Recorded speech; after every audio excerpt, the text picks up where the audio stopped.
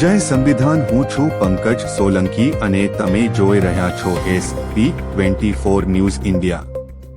આજે રાષ્ટ્રીય પછાત એકતા મંચ અધ્યક્ષ અને ગઢડા વિધાનસભાના પૂર્વ ઉમેદવાર શ્રી મંજીભાઈ સોલંકી અને સાથીઓ દ્વારા બોટાદ પાળિયાદ રોડ ઉપર હવન કરી આહુતિ આપી અને વિરોધ પ્રદર્શન કર્યો હતો। ભાજપા સરકાર દ્વારા કરેલ ભ્રષ્ટાચારને ઉજાગર કર્યો હતો। વિઠ્ઠલભાઈ સાપરિયા, ઇમરાનભાઈ કડગથરા, સાજિદભાઈ આર્ફ, પંકજ સોલંકી, આરિફભાઈ ભાસ, હરગોવિંદભાઈ સાબડિયા, જાકીરભાઈ સંધી અને સાથીઓ મળી વિરોધ પ્રદર્શન કર્યું હતું।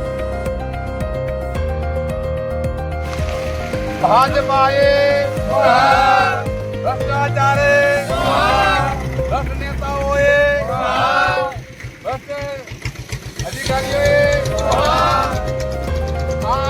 ભાજપાનો ભ્રષ્ટાચાર રોડ માથે ખાડા ભરશે કોણ ભરશે કોણ 2027 માં તમારું થશે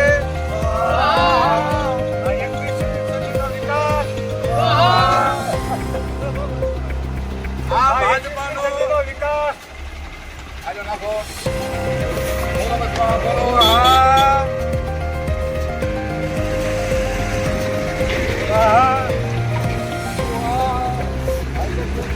ભાજપ સરકાર। મારું નામ મંજીભાઈ સોલંકી, રાષ્ટ્રીય પક્ષ એકતા મંચ રાષ્ટ્રીય અધ્યક્ષ, એનસીપી ગઢડા વિધાનસભાના પૂર્વ ઉમેદવાર। આજે તમે આયા હવન કરવા આવ્યા આ શેને માટે હવન કર્યું?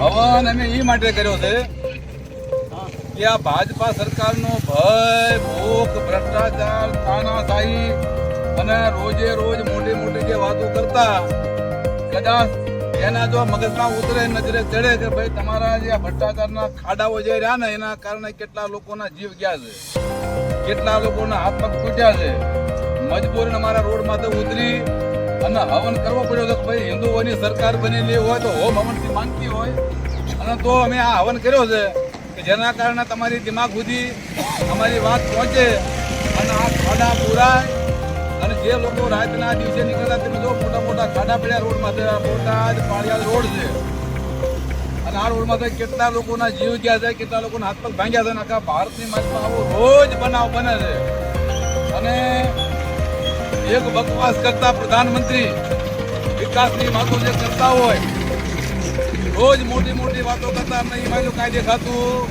નથી।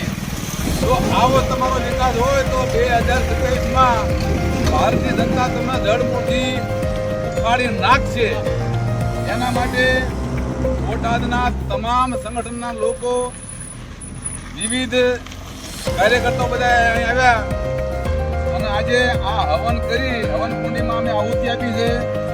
ભાજપા સરકારના ભ્રષ્ટાચારી એના અધિકારીઓની ચૂંટાયેલા પ્રતિનિધિઓનો તમામનો અમે અહીંયા હવન કર્યો છે અને આહુતિ આપી છે કે આવનારા સમયની માલિકા ભાજપા સરકાર જાગે અને લોકોને જે પ્રશ્ન છે એને સોલ્વ કરે।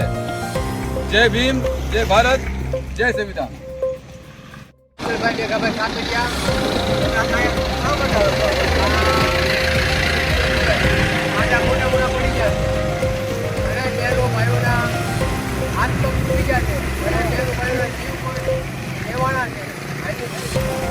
આ ભાજપ સરકારને ધ્યાનમાં આવતું નથી એના કારણે અમારી ટીમને, સાથી મિત્રોને રોડ માથે બેસીને નાળા ઉપર હવન કરવી અને આ હવનનો ધુમાડો ભાજપ સરકારના નાકને મગજમાં ઘૂસી જાય તો ખાડા ભરાય જાય। જય ભીમ, જય સંવિધાન। આજે મોટર ભટકાણા, કેટલા વાહન ભટકાણા, કેટલાના એક્સિડન્ટ થયા, આ ઢગલો ભલો સાર થયું છે। કાલે કે કેટલા પડે પડે કે જ્યાં આપણી પીડીમાં આવતા ઢગલા ચડી જાય, ગોળી પાછા પડે, ગોળી પડી જાય, કોઈ સોળું નહીં, કોઈ ભાંસોળું નહીં, કોઈ ક્યાં વાળું, કોઈ રાજકારણી ને પોલીસ ને હર કોઈ વ્યક્તિ કોઈ દેતો નથી, પડે ઊભા થઈ જાય, પડે ઊભા થઈ જાય। ખાડા પૂરો, રોડ નવો કરો, સારું તો કરવું પડે ને। એ તો જનતાના હાથમાં છે, જનતા હવે આનો અમલ કરે। જનતા કોઈ બોલતી નહીં, જનતાને એમ કે હા બોલવું નથી, કંઈ કરવું નથી, ઠેકે ઠેકે આ ખાડા વચ્ચે ખાતા નથી, આ બધાને જોતું નથી, ઠેકે ઠેકે જાય છે પણ કોઈને પડી નથી, બધા હેરાન થાય।